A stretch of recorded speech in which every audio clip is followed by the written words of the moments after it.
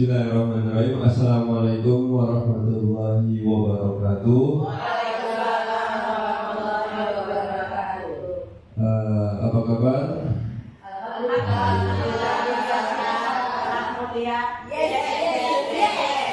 Alhamdulillah, bersyukur kita kepada Allah Subhanahu wa taala hari ini masih diberikan kesehatan dan kesempatan untuk bisa hadir di ruangan ini dalam rangka itu berbagi praktik baik kolaborasi diseminasi budaya positif.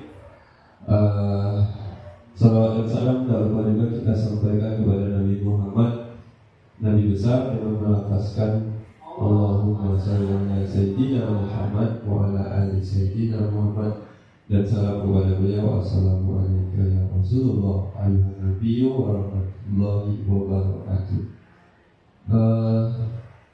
Baik, hadirin semua yang berbahagia pada hari ini. Hari ini adalah jadwal agenda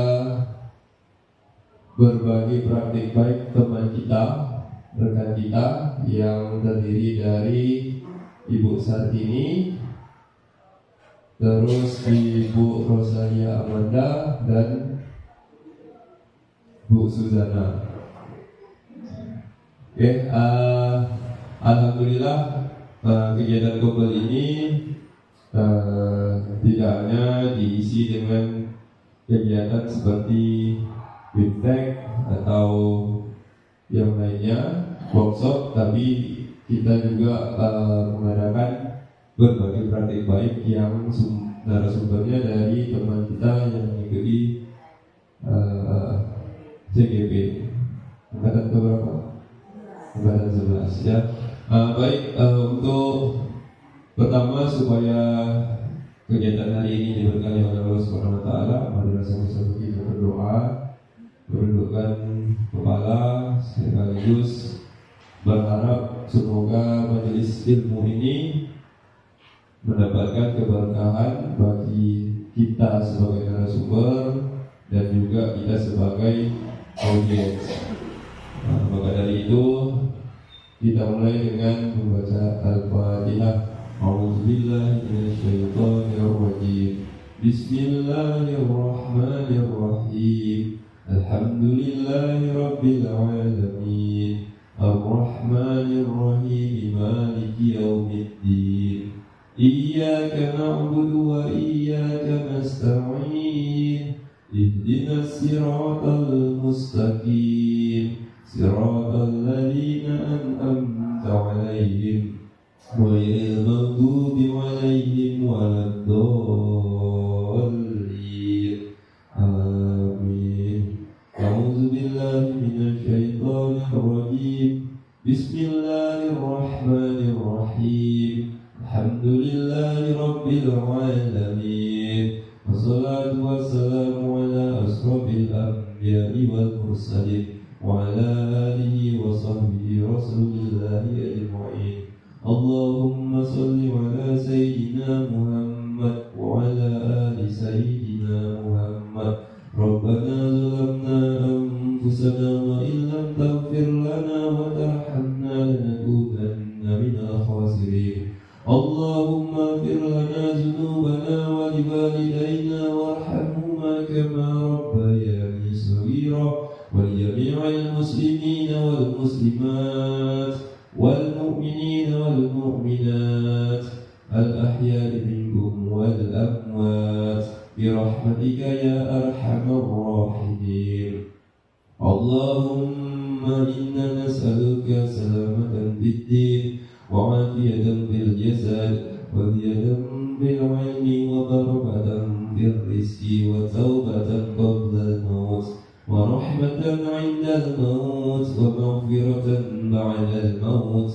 اللهم حول علينا في سكرات الموت والنجاة من النار والأفضل عند الحساب. اللهم انصر الإسلام والمسلمين والمجاهدين في فلسطين وفي كل مكان.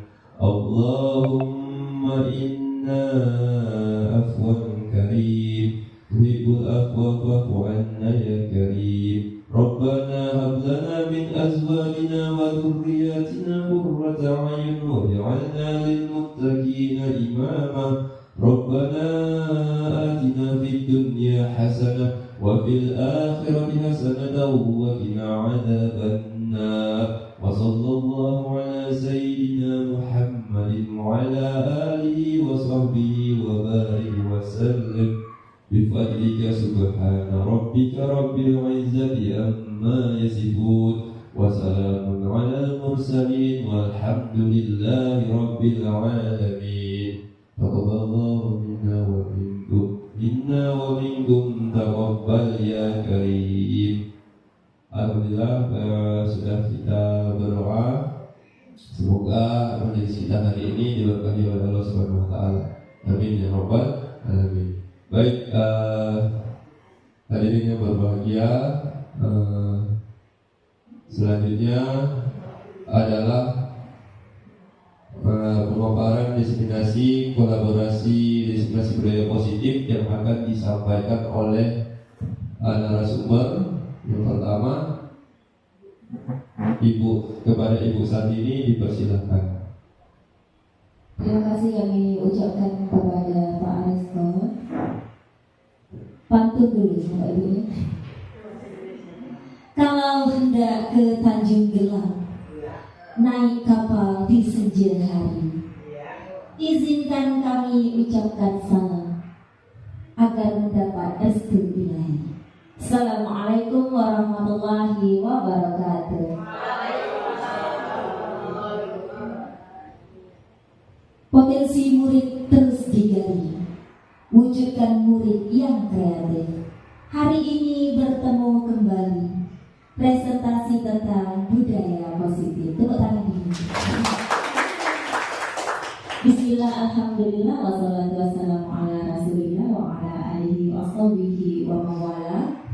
Bersyukur kepada Allah Subhanahu Wa Taala karena pada hari ini alhamdulillah kita masih diberikan nikmat Islam, nikmat umur, nikmat sehat, Pak Ibu.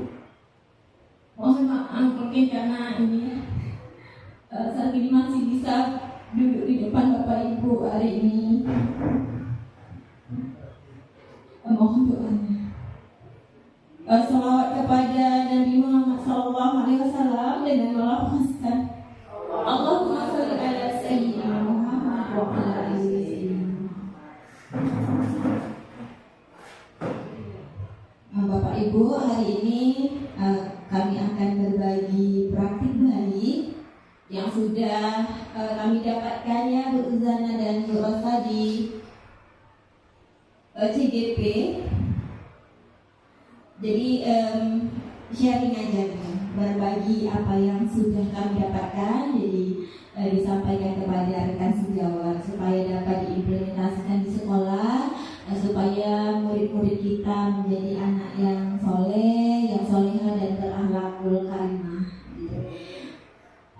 Slide pertama tentang ini akan perkenalkan dulu narasumber hari ini. Yang pertama saya Ibu Sartini Dede Irawati SPD dari kelas 1122 PP Ibu Salbia, fasilnya Ibu Yuliani Rahayu. Kemudian Ibu Rosalia Amanda, nanti beliau akan memperkenalkan PP dan fasilnya. Kemudian Ibu Suzana. Baik, lanjut. Ini momen kemarin 17 Agustus ya Bapak Ibu. Nah, ini konsep inti budaya positif. Jadi kita lihat di depan ada 2, 4, 6, 8 konsep inti dari budaya positif. Yang pertama, perubahan paradigma belajar. Nah, jadi sesuai dengan kontrak zamannya bahwa pembelajaran itu harus terus berubah sesuai dengan perkembangan zamannya. Kemudian disiplin positif. Lanjut, nilai-nilai kebajikan, kebutuhan dasar manusia, motivasi perilaku manusia.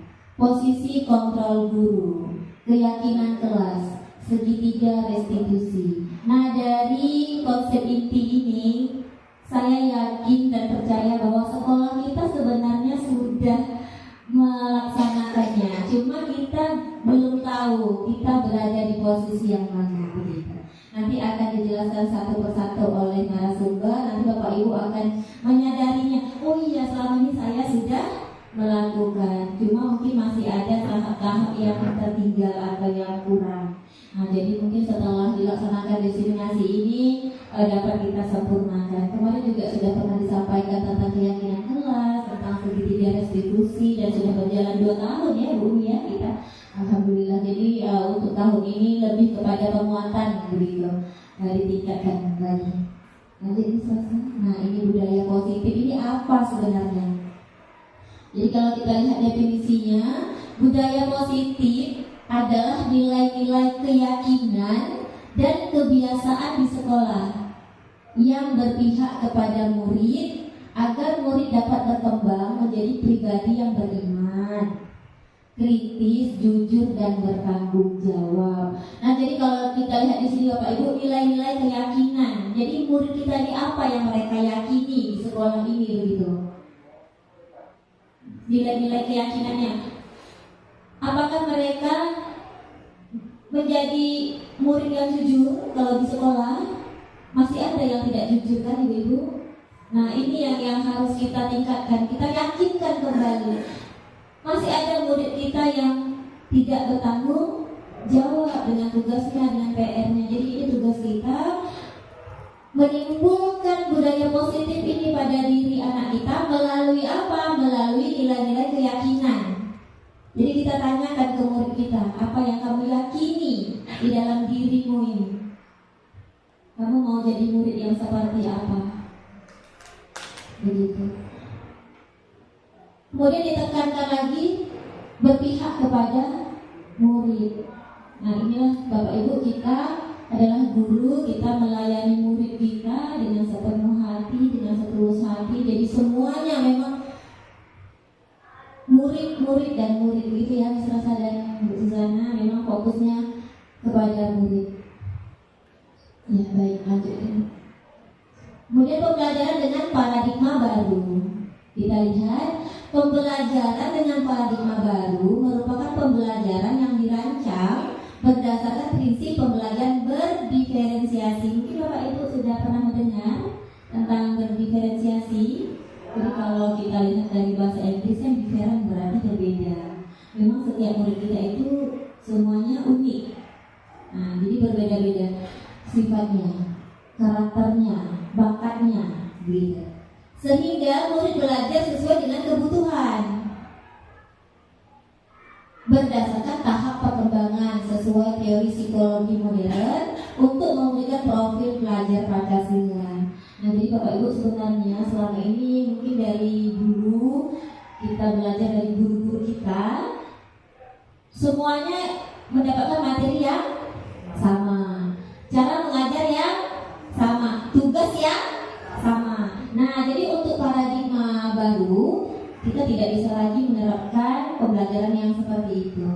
Kita harus menggali minat murid. Kita lihat murid kita ini tipenya yang seperti apa. Ada murid yang belajarnya itu dengan cara suka mendengarkan. Jadi kalau gurunya ceramah, dia semangat Bu. Dia suka nengok guru dia ceramah. Dia mendengarkan, menyimak dengan baik. Ada ya guys? Ada. Tapi ada juga yang ketika gurunya ceramah dia menyet-menyet gitu kan, ngantuk, muak gitu ya. Jadi tidak semua anak bisa kita ceramahi begitu. Ada tipe anak yang suka melihat video. Jadi kalau kita tayangkan PowerPoint, semangat pindah juga ke depan. Ada. Tapi ada juga yang tak suka. Nah, jadi yang kemudian ada juga model muridnya wasak. Ada kan Bu? Kita mengajar di depan, kita ceramah dewasa, dia pindah ke sana, tak sedia. Nah, banyak macam itu. Itu namanya model tipenya kinestetik. Kinestetik. Jadi ada 3 tipe cara belajar anak: auditory, kemudian visual dan kinestetik. Nah, jadi kita harus ini memetakan dulu nih murid kita nih tipenya yang mana. Nah, macam mana solusinya? Solusinya adalah kita sebagai guru, kita membedakanlah media pembelajaran kita tadi. Ada murid kita yang kita gunakan metode ceramah, ada yang kita kasih gambar karena dia suka melihat, ada yang kita kasih audio atau rekaman suara, ada yang kita tempel-tempel gambar sambil jalan isi macam sticky notes. Nah, nanti kita perlu beli misalnya sticky notes, kita suruh dia menulis, kemudian dia bergerak menempelkan jawabannya begitu. Nah, jadi salah satu cara bagaimana supaya murid kita ini terpenuhi kebutuhannya. Nah, mungkin selama ini sudah kita lakukan, tapi apakah sudah terpenuhi kebutuhan murid kita itu? Nah, jadi kalau misalnya belum, kita tingkatkan lagi bersama. Memang tidak semudah membalikan telapak tangan, kita mengubah paradigma, ibu-ibu ya, pasti butuh proses. Tapi kalau tidak sekarang, kapan lagi?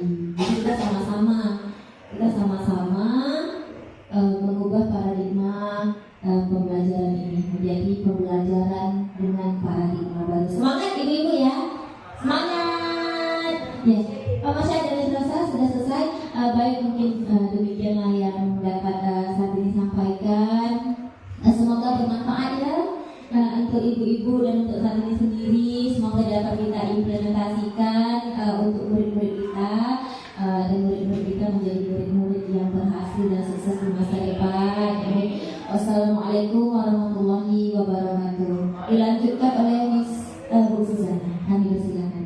Terima kasih kepada Ibu Sartini. Baik, saya akan melanjutkan mengenai presentasi berikutnya dengan fasilitator saya adalah Ibu Sartiwati NPD.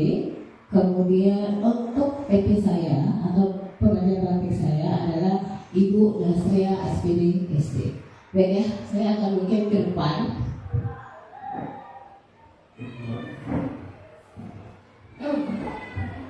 Baik, ibu semuanya, terima kasih atas kedatangannya pada hari ini.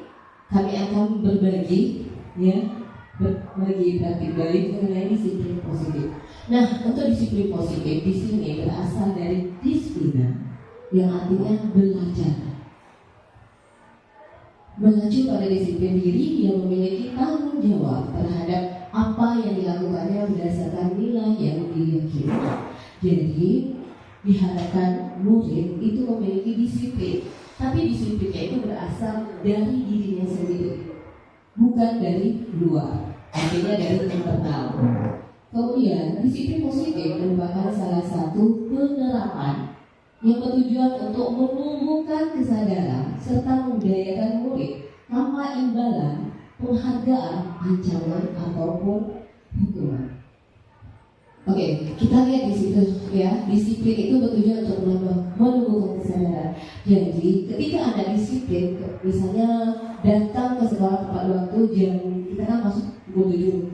Jadi 6.45 atau 6.50 itu murid kita sudah sampai. Nah, itu merupakan termasuk disiplin. Mengapa? Tujuannya untuk kesadaran anak tersebut. Selanjutnya, sebagai pendidik, tujuan kita adalah menciptakan murid yang memiliki disiplin diri sehingga berperilaku mengacu pada nilai kebajikan universal dan memiliki motivasi intrinsik dalam perubahan perilaku yang lebih baik. Nah, tadi saya juga sudah jelaskan bahwa disiplin ini untuk memotivasi murid kita agar dia menjadi disiplin. Misalnya dia datang dari tepat waktu, atau ketika pembelajaran di kelas juga dia harus tepat waktu, mengerjakan tugas juga harus tepat waktu. Oke, silakan. Selanjutnya adalah nilai-nilai kebajikan. Nah, nilai kebajikan kita lihat di profil pelajar Pancasila. Profil pelajar Pancasila sudah kita terapkan di sekolah kita, yaitu di setiap hari Jumat dan Sabtu. Nah, kita lihat di sini profil pelajar Pancasila artinya beriman dan bertakwa kepada Tuhan Yang Maha Esa dan berakhlak mulia, berkebinekaan global, gotong royong, mandiri, kreatif dan benar kritis. Nah, profil pelajar Pancasila ini sudah kita terapkan atau sudah menjadi kebiasaan di sekolah SMP Negeri 2 Merak. Ya, Bapak Ibu, misalnya apa itu Tropi Pancasila? Misalnya piket umum. Itu merupakan gotong royong atau Tropi Pancasila di SMP Negeri 2 Merak. Berarti Bapak Ibu sudah kita laksanakan piket umum? Iya ya, piket umum setiap kelas itu pasti ada. Nah, selain juga piket umum, ada juga itu adalah pelaksanaan iftar. Ya, berarti kita menanamkan kesadaran anak untuk menanamkan ketuhanan yang Maha Esa agar anak itu beriman dan bertakwa. Ya, dan berakhlak mulia. Nah, jadi hal-hal yang kita laksanakan tadi itu sudah kita terapkan ke anak kita, sudah dibiasakan. Selanjutnya, keterampilan hidup atau lifestyle, artinya dapat dipercaya, lurus hati, pendengar yang aktif, tidak menendangkan orang lain dan memberikan yang terbaik dari diri. Nah, jadi ketika kita dalam pembelajaran, murid itu kita akan ada pertanyaan, lalu nanti mereka akan mendengarkan, kemudian mereka akan menjawab. Setelah menjawab, yang teman yang lainnya akan mendengarkan dan menghormati jawaban dari teman yang sebelumnya.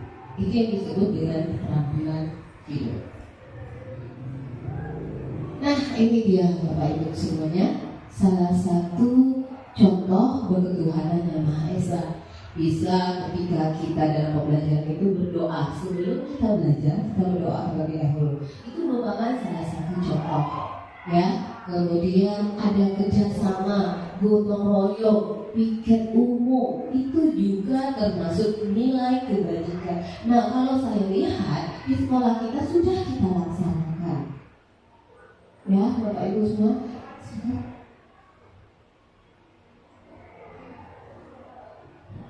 Baik, selanjutnya kita kembalikan ke Bu Rosa. Kepada Bu Rosa saya persilakan. Izin menambahkan Bu Suzana dan ibu-ibu rekan-rekan guru, sedikit saya menambahkan di sini. Ini hanya contoh dari beberapa nilai kebajikan yang ada.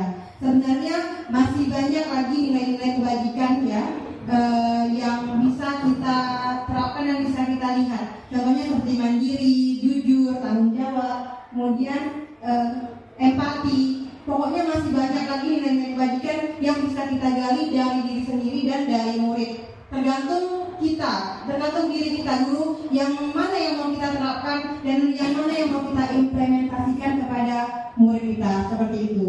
Terima kasih Bu Suzana, silakan dilanjutkan.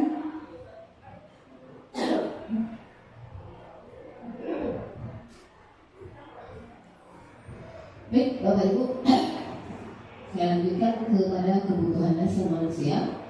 Kebutuhan dasar manusia adalah segala sesuatu yang kita lakukan untuk mendapatkan apa yang kita inginkan.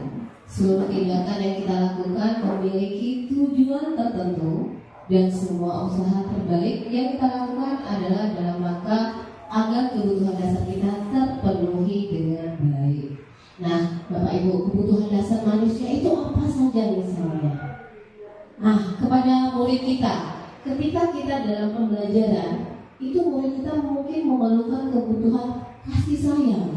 Mungkin di rumah mereka tidak mendapatkan itu. Jadi kita sebagai orang tua di sekolah, kita akan memberikan kasih sayang terhadap anak tersebut. Itu kebutuhan dasar dari manusia. Kemudian apalagi kira-kira Bapak Ibu? Kebutuhan dasar manusia itu selain kasih sayang, ayo apa Bapak Ibu semua? Iya benar, perhatian. Perlu tidak murid kita diperhatikan? Perlu, ya sangat perlu. Karena dengan memperhatikan anak, maka anak tersebut akan merasa, ya saya diperhatikan guru, dan dia akan merubah sifat dari negatif tersebut menjadi lebih positif lagi. Apalagi ibu semuanya? Apa? Menghargai. Nah, kita perlu menghargai setiap pendapat yang telah diberikan oleh murid-murid kita. Dan siswa kita juga perlu menghargai menghargai juga pendapat dari temannya. Ya, begitu semuanya. Jadi kebutuhan dasar kita itu manusia itu sangat banyak yang harus kita berikan kepada murid. Jadi anak itu merasa aman, nyaman, dan bahagia ketika dia di sekolah. Oke, kebutuhan dasar manusia ini dia yang disebutkan oleh ibu tadi sudah baik, sudah sangat benar ya. Kita lihat kebutuhan yang pertama adalah bertahan hidup. Kemudian kasih sayang dan rasa diterima. Selanjutnya penguasaan, kebebasan, dan kesenangan. Dan kesenangan juga perlu ibu-ibu kita semua itu kebiasaan memanggil anak-anak gitu ya. Jadi kebiasaan memanggil anak. Nah, jadi itu adalah beberapa kebutuhan dasar manusia. Nah, ini ibu-ibu semuanya salah satu contoh-contoh dari kebutuhan dasar manusia yang bisa kita terapkan kepada murid-murid kita. Misalnya kebutuhan bertahan hidup, mungkin dia tinggal di rumah seperti apa, makan, minum, itu bertahan hidup. Selanjutnya kasih sayang dan rasa diterima. Kita memberikan rasa kasih kita kepada siswa kita atau murid kita dengan baik. Jadi anak itu merasa dia diterima. Oh, saya ini diterima, disayangin. Jadi mereka merasa bahagia.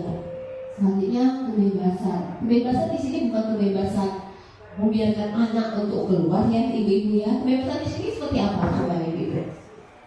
Kebebasannya.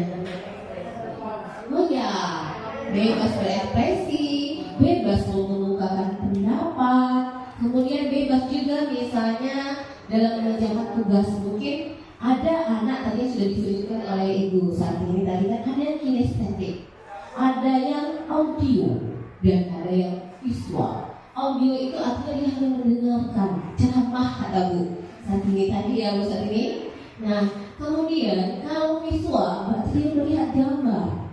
Dengan gambar yang langsung paham. Selanjutnya dengan kinestetik, artinya tadi yang sudah dijelaskan dia suka jalan-jalan ke sana. Jadi kita bisa menyesuaikan dengan ya karakter anak tersebut. Oke, selanjutnya ya ibu-ibu semuanya, sebelum saya masuk ke motivasi perilaku manusia, saya ingin bertanya dulu, apa maksud dari pengertian motivasi? Oke, silakan.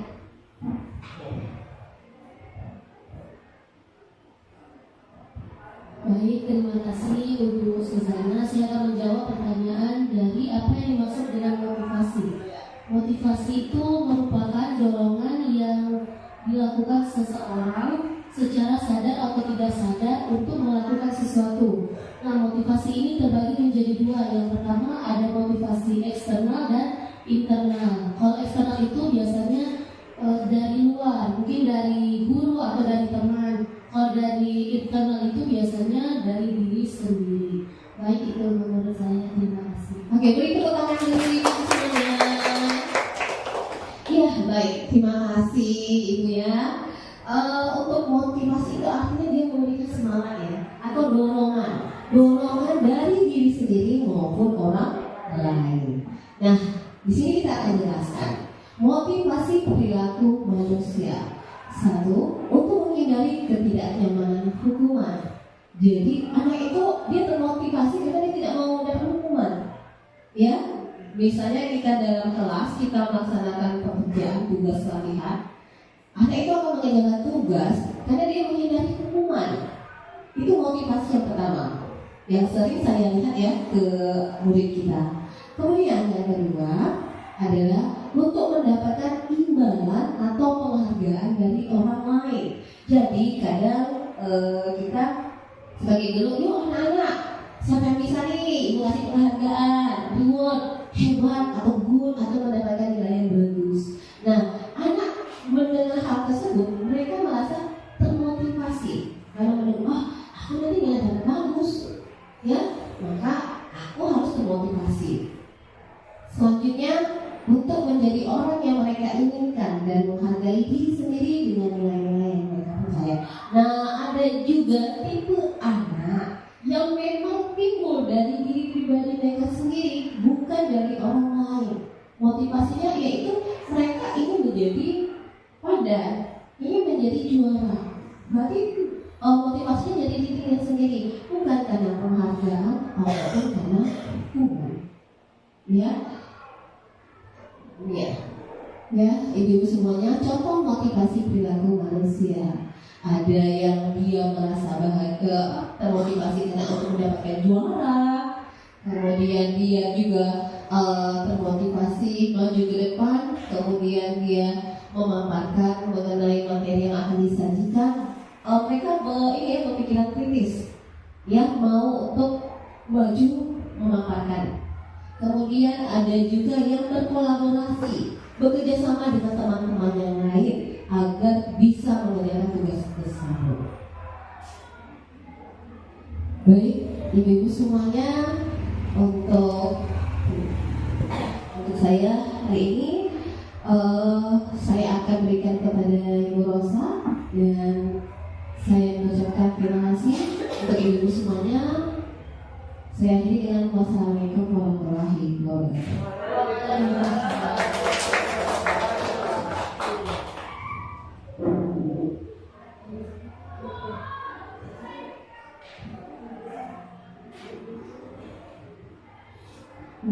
Assalamualaikum warahmatullahi wabarakatuh. Baik, sebelumnya saya ucapkan terima kasih kepada rekan CGP saya, Bu Suzana dan Ibu Sartini yang sudah bersedia berkolaborasi dengan saya hari ini, dan juga untuk rekan-rekan guru yang juga menyempatkan dirinya untuk hadir dalam diseminasi pada pagi hari ini. Terima kasih banyak. Alhamdulillah. Baiklah, saya akan melanjutkan penerapan budaya positif oleh guru. Jadi di sini juga salah satu penerapan budaya positif, yaitu adanya posisi kontrol seorang guru. Nah, baik, sebelum saya lanjut untuk menjelaskan satu persatu, saya meminta kesediaan rekan-rekan untuk menulis. Saya akan bagikan sticky note.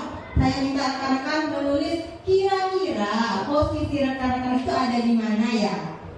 Apakah penghukum, pembuat rasa bersalah, teman, pemantau, atau manajer? Jadi boleh ditulis semuanya. Boleh ditulis 2, boleh ditulis 3, semuanya boleh. Pemantau gitu, teman. Iya, yang tidak perlu tulis nama ya, ibu-ibu, langsung saja tulis. Satu orang satu ya, misalnya. Ya, ini silakan, ini ada markernya. Iya, silakan Bu Sari.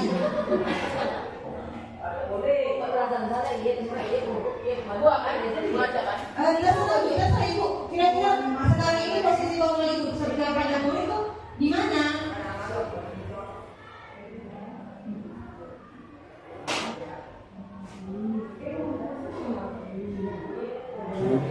Baik, saya berikan waktu sebentar.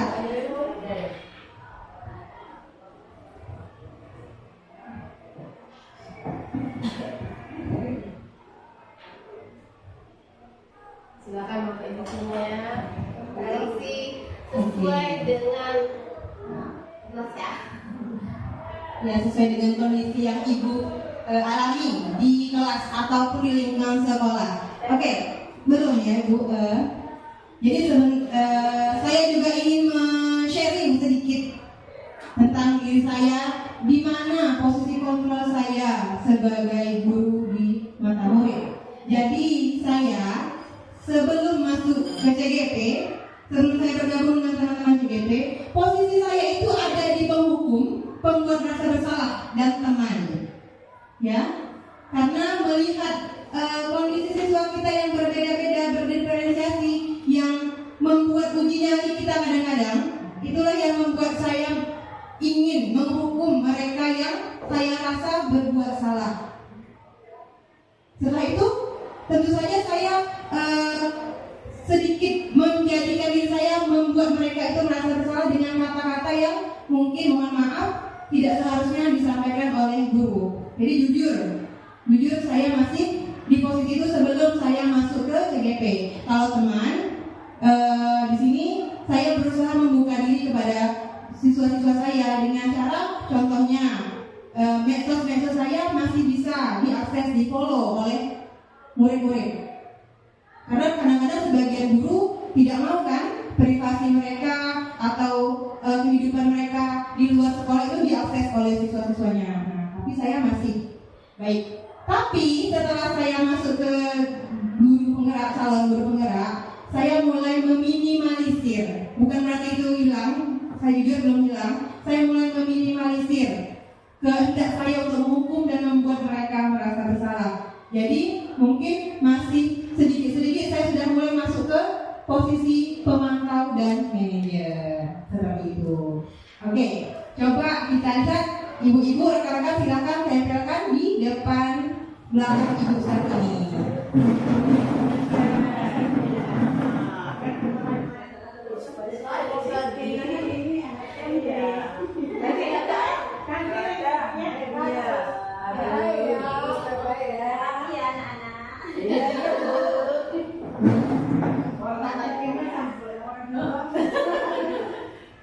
Rahasia nih dikit. Namanya menyala merah.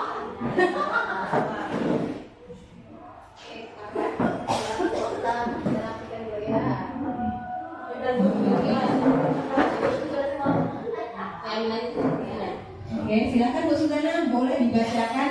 Oke ya, saya bantu ibu-ibunya. Yang pertama adalah memantau sebagai teman dan penghukum.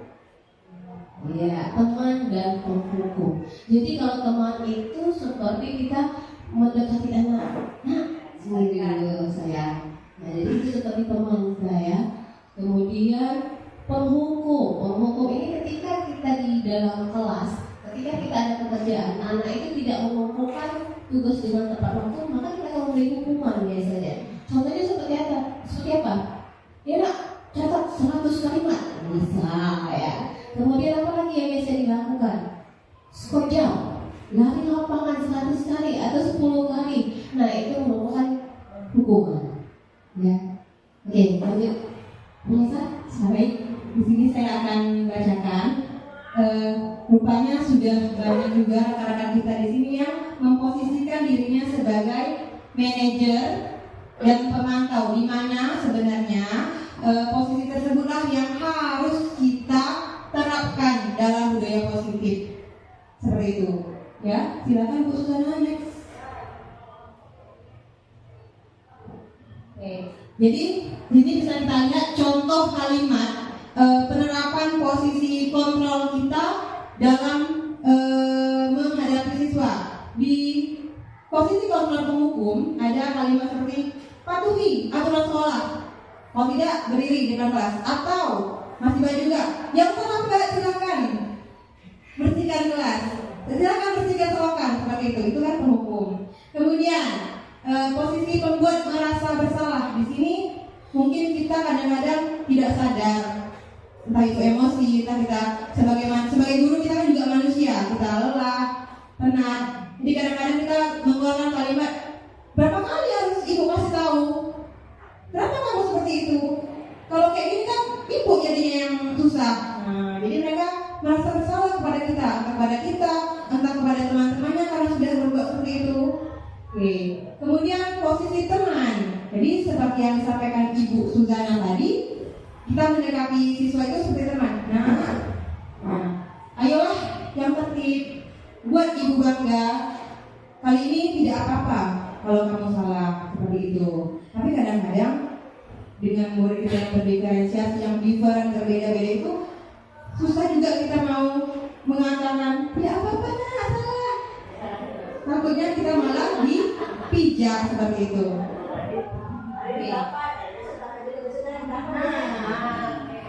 Butuh kesabaran yang ekstra ya Bu. Kemudian posisi kontrol pemantau. Nah, jadi di sini mungkin kita kalau guru tugasnya cuma mantau-mantau aja, tengok mana yang salah, mana yang kurang baik, seperti itu. Kamu sudah melanggar apa peraturan dan konsep Dia cuma memantau saja seperti itu. Kemudian yang terakhir posisi manajer. Nah, ini seperti yang saya katakan sebelumnya dalam pembelajaran saya di CGP, posisi manajer inilah yang paling tepat untuk kita memposisikan diri di dalam penerapan budaya positif, di mana kita membimbing siswa untuk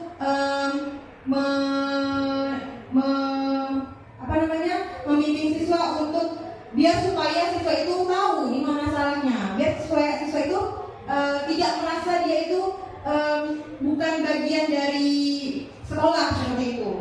Contohnya kalimat yang membuat kita menjadi manajer itu adalah, apakah kamu tahu kesalahan kamu? Seperti itu. Kemudian kira-kira nak, bagaimana kamu memperbaiki diri kamu setelah kamu membuat kesalahan ini? Jadi kita meminta dia yang untuk berpikir apa yang harus dia lakukan untuk memperbaiki kesalahan itu. Jadi bukan dari kita, seperti itu. Oke, terima kasih. Bu Sudana lanjut.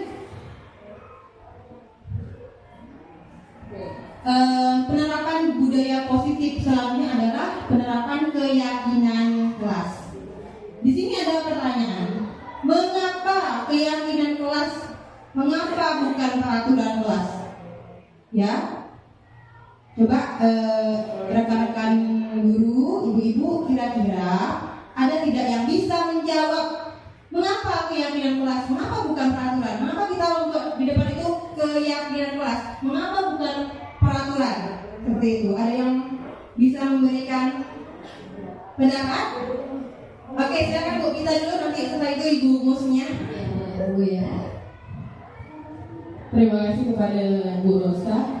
Saya coba menjawab, nanti mohon dibantu atau diperbaiki. Tulisannya mengapa keyakinan kelas, mengapa bukan peraturan kelas.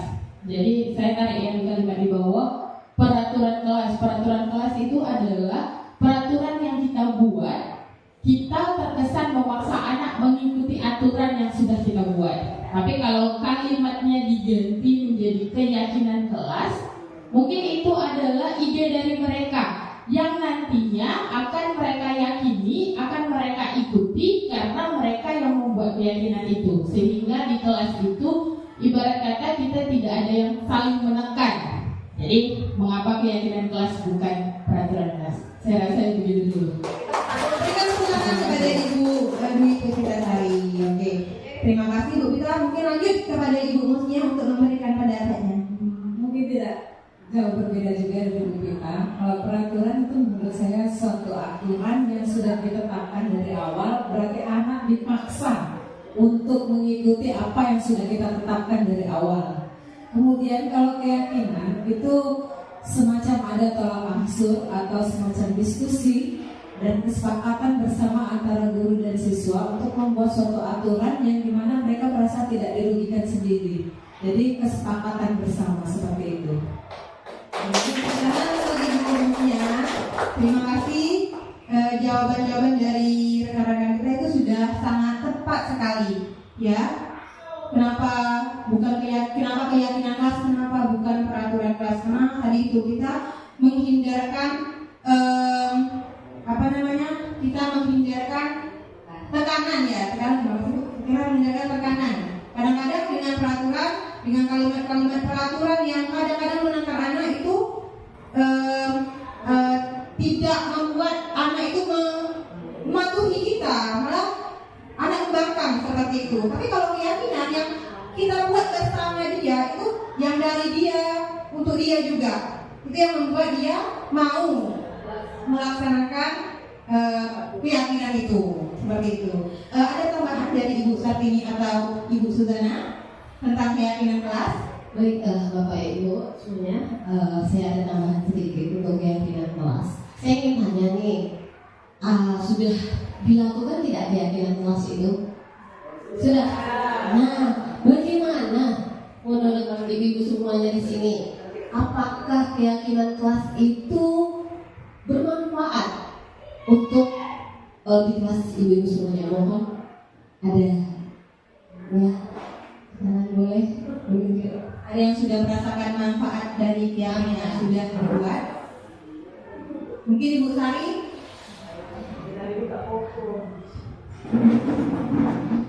terima kasih atas kesempatan yang diberikan ibu-ibu. Keyakinan kelas, bagi saya keyakinan kelas ini sangat berdampak positif, terutama penggunaannya di dalam kelas.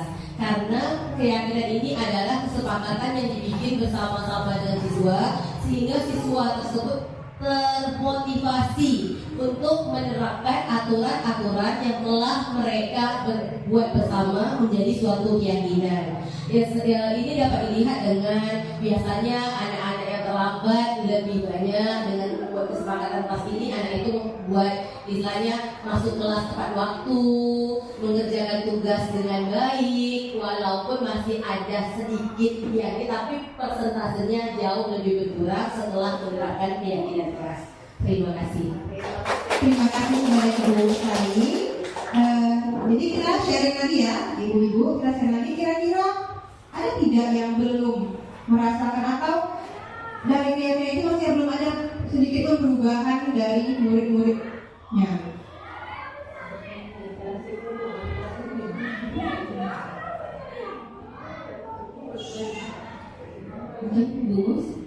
Atau masih ada yang belum bisa mengontrol murid-muridnya walaupun sudah dibuatkan keyakinan kelas yang sedemikian rupa apiknya?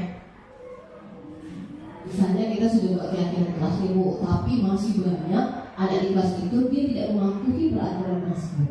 Masih banyak. Ada yang mau memberikan komentarnya, saran, masukan? Kita sharing saja ya, akan sharing. Sharing ya. Jadi bisa diterapkan kepada ibu-ibu kelas yang lain. Jadi ketika nanti anak itu banyak tidak mematuhi, maka nanti wali kelas yang lain tuh begini caranya. Ya, ibu-ibu semua.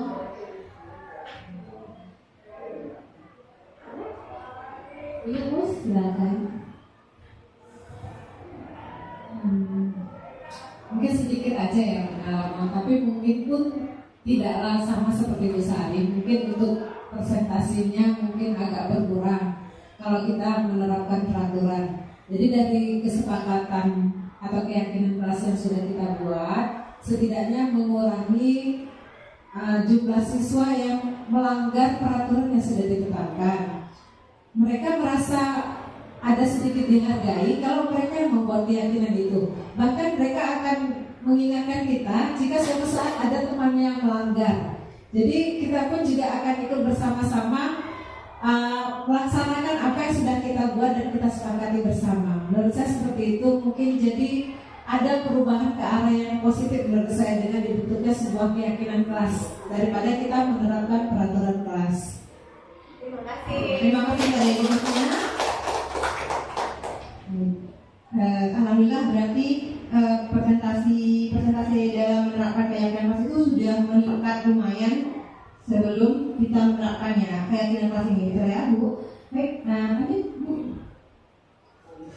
Jadi ini langkah-langkah pembentukan keyakinan kelas.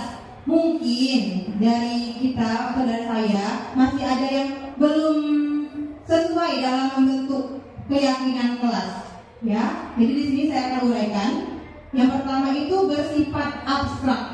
Bersifat abstrak itu maksudnya kalimat dalam membuat keyakinan kelas itu harus umum, harus familiar kepada murid-murid, tidak terlalu kaku seperti itu. Kemudian berupa pernyataan universal.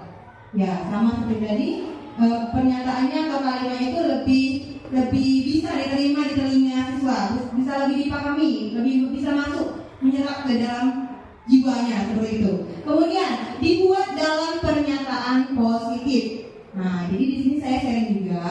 Kemarin mungkin saya juga pernah membuat keyakinan kelas yang rupanya saya salah. Saya salah dalam membuat pernyataan positif. Saya membuat seperti ini: dilarang makan dalam kelas. Jadi sebenarnya itu tidak boleh.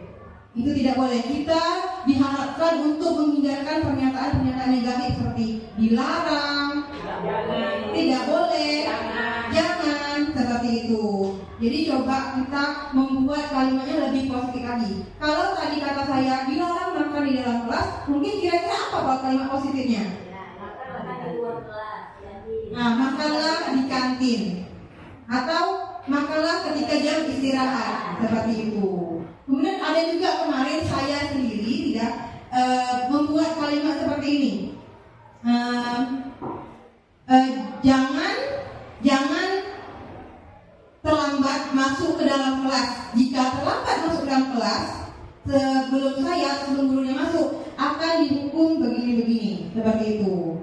Jadi saya baru sadar, mungkin saya kemarin belum sadar ya Ibu. Kemarin belum sadar, karena saya kira itu bisa efektif, rupanya tidak.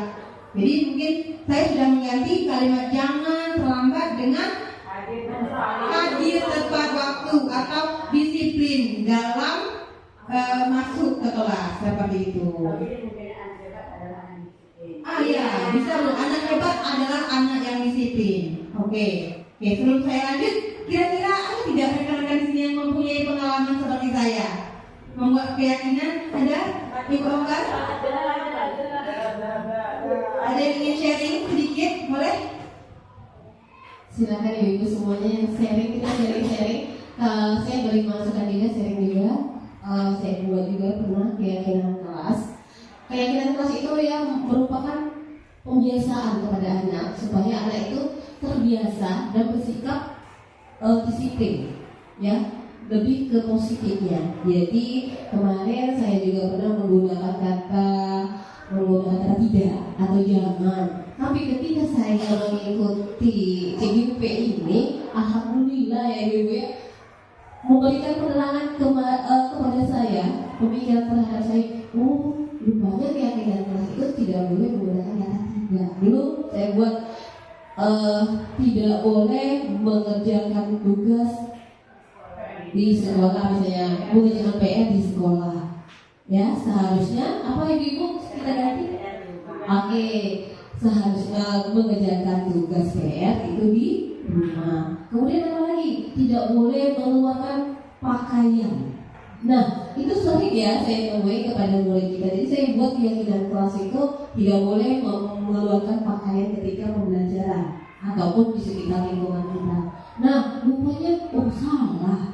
Jadi saya diubah menjadi berpakaian lebih rapi ketika berpakaian rapi di lingkungan sekolah. Itu bagi saya ibu semua sharing. Baik, silakan Ibu Elsa. Terima kasih Bu Suzana. Ada yang mau sharing lagi?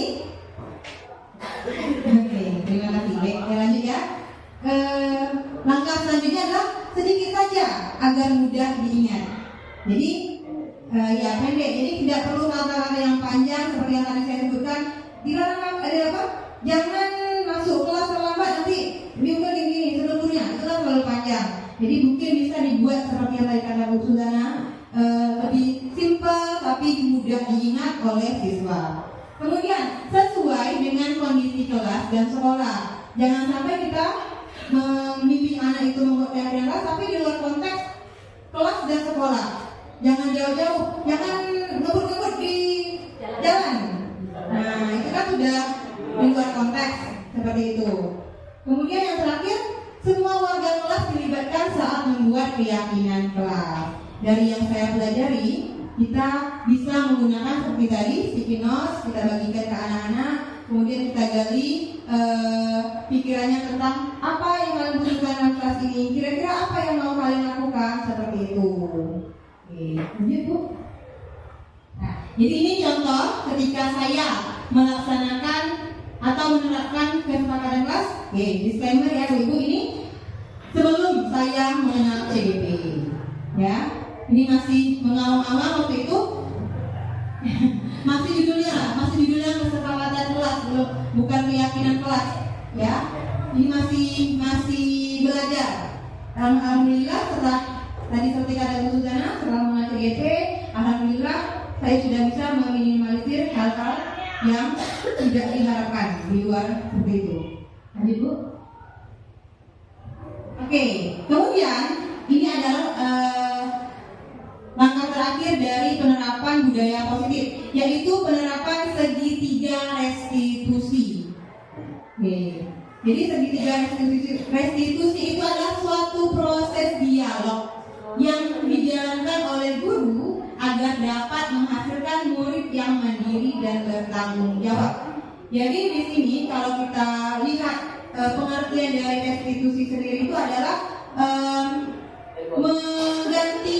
mengganti rugi. Kalau saya lihat pengertiannya itu adalah mengganti rugi. Tapi di sini sebenarnya pengertian restitusi itu adalah bagaimana anak-anak itu mengganti kesalahan yang sudah dia buat dengan sesuatu yang lebih positif lagi dari diri mereka sendiri. Jadi bukan dari kita yang kamu salah, kamu harus begini. Tidak.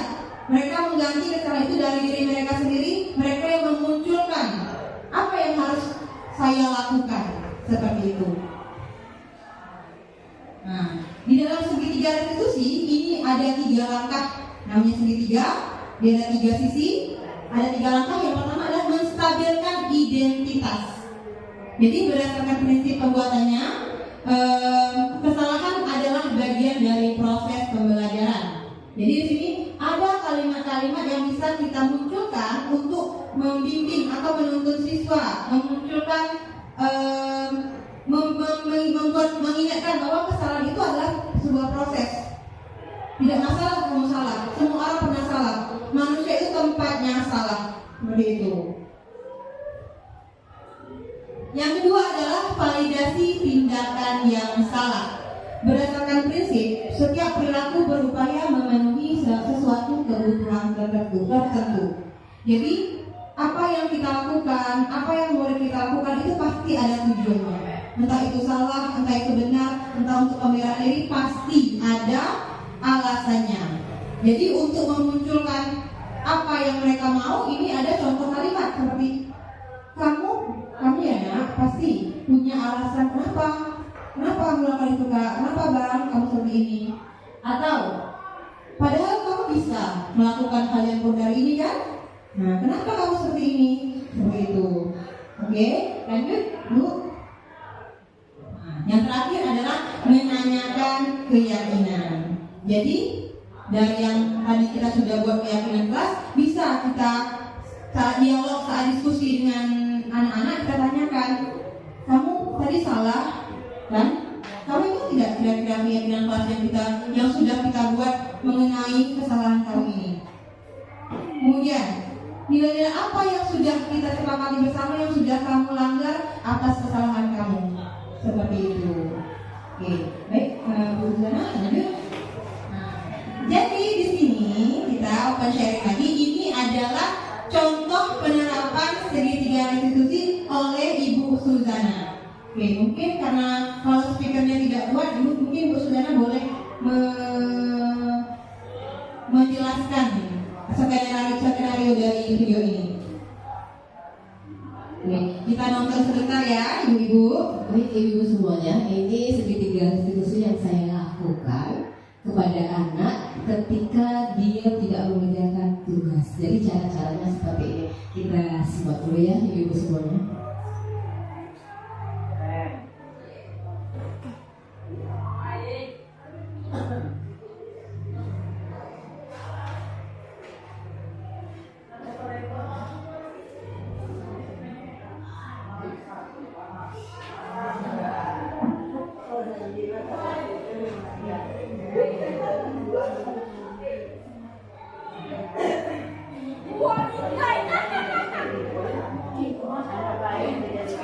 Oke, baik ibu-ibu semuanya, tunggu sebentar ya. Videonya belum bisa berputar.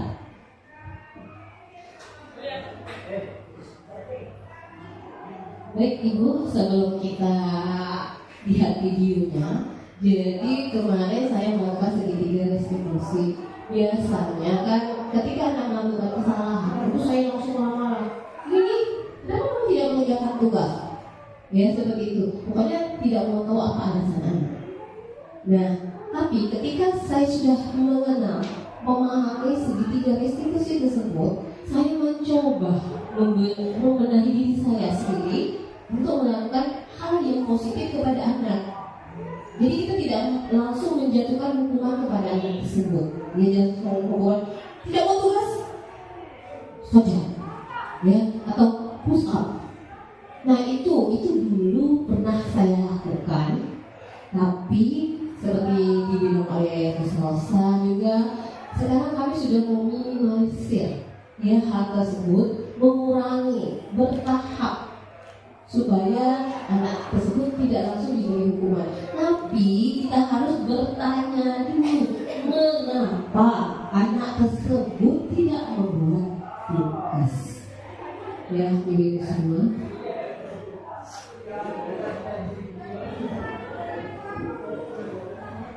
Tambahan sedikit, ibu-ibu. Jadi kemarin kami ada tugas diminta untuk membuat kasus. Jadi alhamdulillah, bukan bersyukur ya. Di sekolah kita ini kasus kayaknya tak habis-habis ya Bu Dewi. Nah, jadi ketika hari itu disuruh, saat ini kamu bikin ya skenario kasus, langsung datang anak Bu Mus ke UKS ngadu ya Bu. Nah, jadi salah satu tugas saat itu ada nanti foto Bu Mus dan anak Bu Mus yang datang sendiri ke UKS mengadu bahwa ada temannya Bu Umi juga ada di UKS waktu itu 3 orang Bu Umi ya dalam 1 hari. Jadi selesai tugas saat ini 1 hari. Jadi itu juga saat disampaikan ke PP dan Ibu Hasil bahwa di sekolah memang seperti ini lah, setiap hari selalu ada kasus. Jadi alhamdulillah sudah ada ilmunya, jadi langsung dapat diterapkan. Jadi langsung saat ini video ke waktu itu. Jadi terbalik prosesnya, harusnya saat ini bikin skenario dulu, naskah dulu dibuat, kemudian baru seperti dilakukan berencana. Tapi kalau saat ini terbalik, kasus dulu yang masuk. Nah, jadi dari kasus itulah saat ini bikin skenario-nya gitu ya. Nah, jadi ketika kasus itu datang, kalau biasanya sebelum dapat ilmu ini, anak datang, kenapa kamu mukul-mukul teman? Sini kamu duduk, kamu sini. Gitu kan, saya biasa kita begitu. Nah, jadi sebenarnya harus ada langkah pertama, yaitu menstabilkan identitas. Harus dilakukan. Untuk apa? Untuk menenangkan anak. Nah, kamu dipanggil bukan untuk dihukum ya, bukan untuk dihakimi. Ibu ini bukan bidadari awalnya. Ibu ini bukan malaikat. Ibu juga pernah berbuat salah, sama.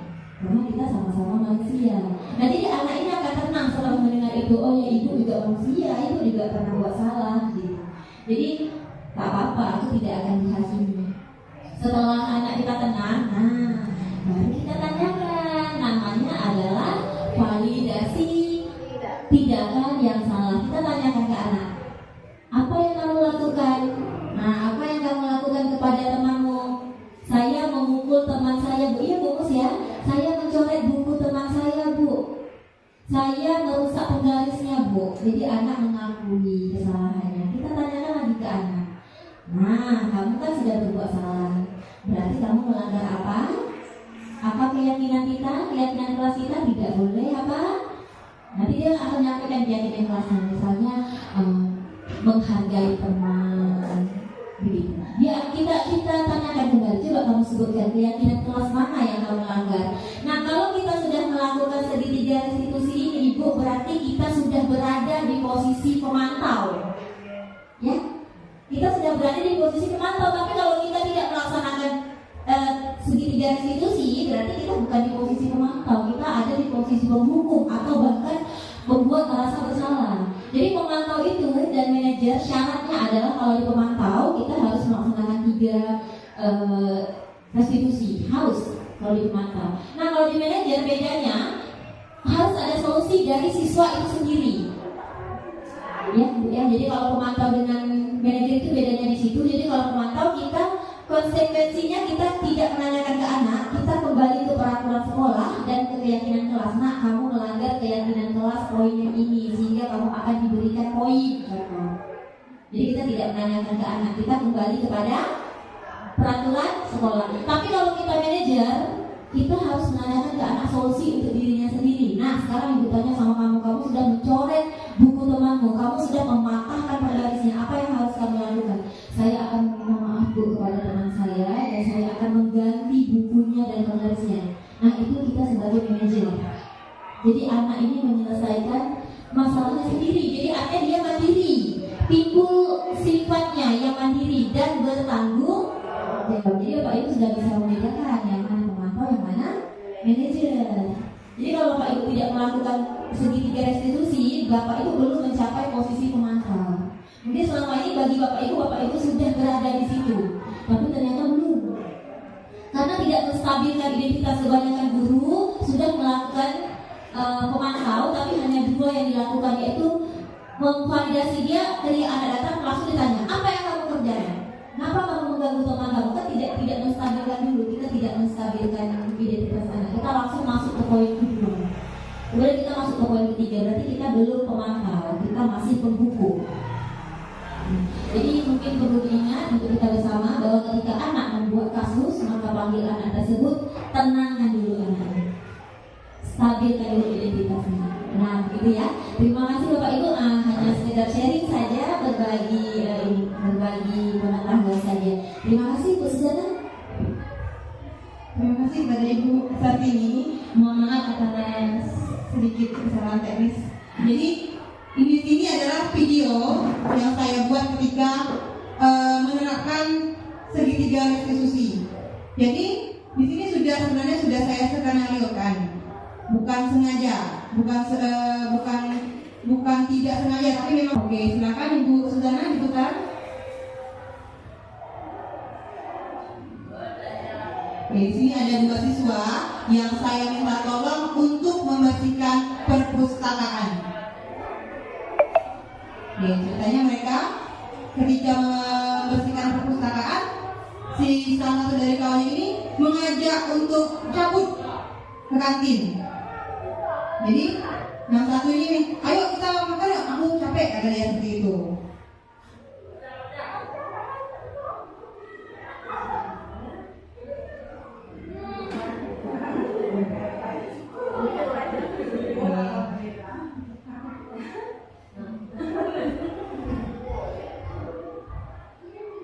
Nah, setelah mereka seperti itu,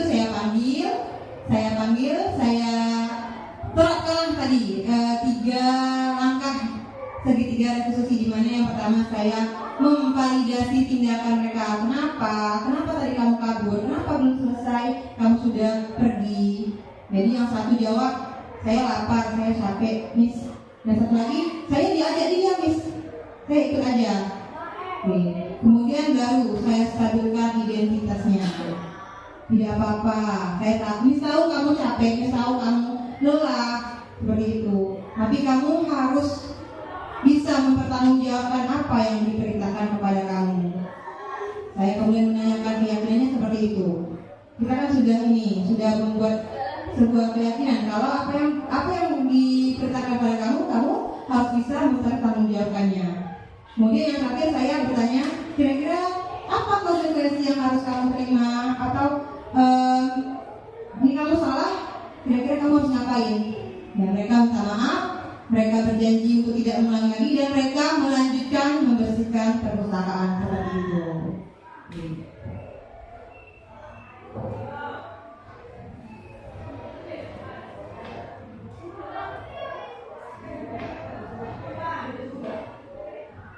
Mohon maaf Ibu, ini videonya tidak bisa diputar, tapi tadi kan sudah dijelaskan dari Ibu Suzana, dan ini bukan ini.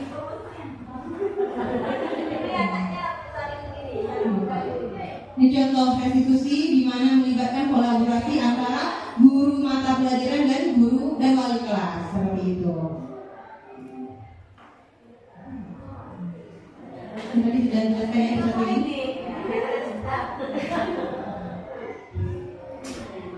Baiklah, terima kasih.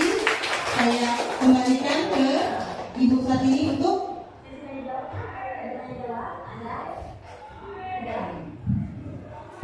Baik, terima kasih kepada rekan saya Bu Suzana dan Ibu Rosalia Amanda. Demikianlah Bapak Ibu presentasi tentang budaya positif kami hari ini. Semoga bermanfaat untuk kita bersama. Pelan-pelan kita sama-sama menangani kasus anak kita. Kita berubah menuju paradigma baru. Semoga sekolah kita semakin maju jaya. Kami akhiri dengan wassalamualaikum sudah. Assalamualaikum warahmatullahi wabarakatuh.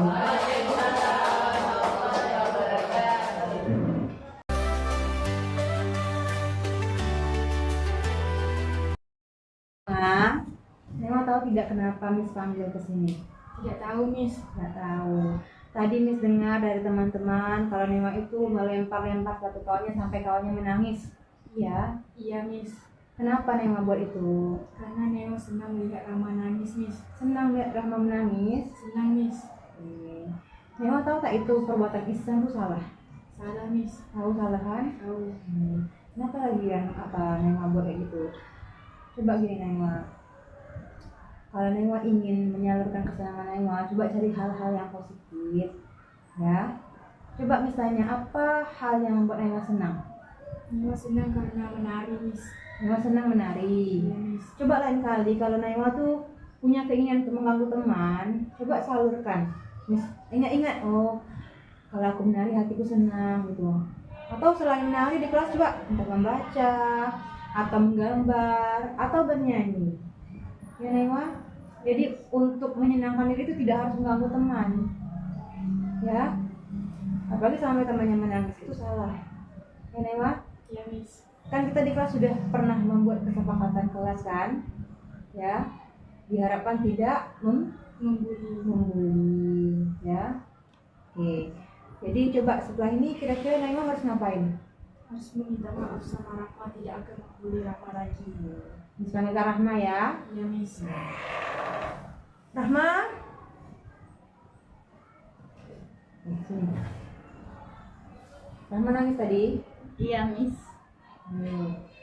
Dan Naima kira-kira tadi mau ngapain? Minta maaf sama Rahma. Minta maaf. Rahma minta maaf ya karena tadi sudah membuli Rahma. Iya, saya maafkan. Kasih Rahma. Ya, kedepannya diharap tidak ada lagi membuli, tidak lagi mengganggu teman ya. Iya, Miss. Oke, dan sekarang silahkan kembali ke kelas kalian masing-masing. Kasih, Miss.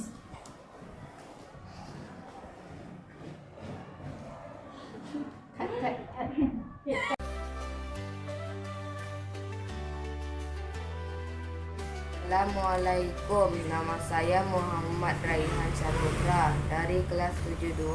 Tanggapan saya tentang keyakinan kelas yang saya dan teman-teman buat bersama Miss Rosa adalah saya merasa lebih disiplin dan lebih bertanggung jawab dengan keyakinan yang kami buat, karena keyakinan itu juga merupakan hasil pendapat dari kami, sehingga kami merasa dilibatkan dalam pelaksanaan keyakinan tersebut. Sekian dari saya, terima kasih. Assalamualaikum warahmatullahi wabarakatuh. Assalamualaikum warahmatullahi wabarakatuh.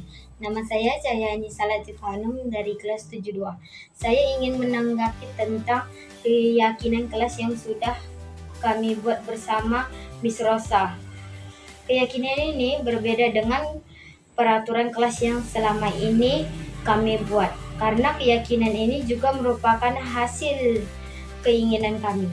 Oleh karena itu, saya merasa harus bertanggung jawab dan harus mentaati keyakinan tersebut. Terima kasih. Wassalamualaikum warahmatullahi wabarakatuh.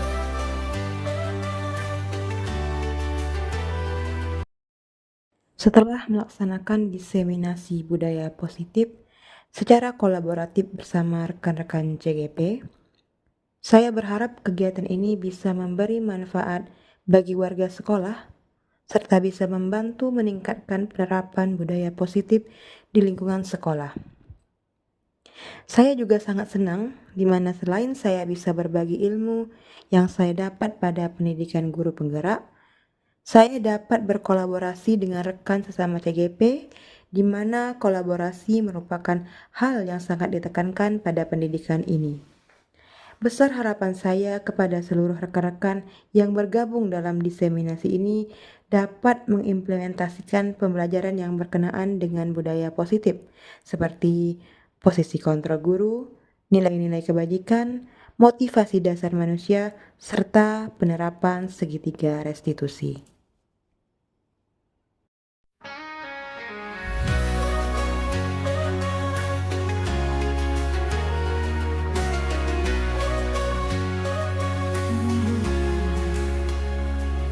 Buat mimpi terentang, buat cita dan asa mengenal alam dan zaman. Kodratnya Di tengah arifnya kehasingan budaya, luhur dan tutur baikmu mengitari harmonisasi tanpa iri di tengah dunia yang mempersilahkan.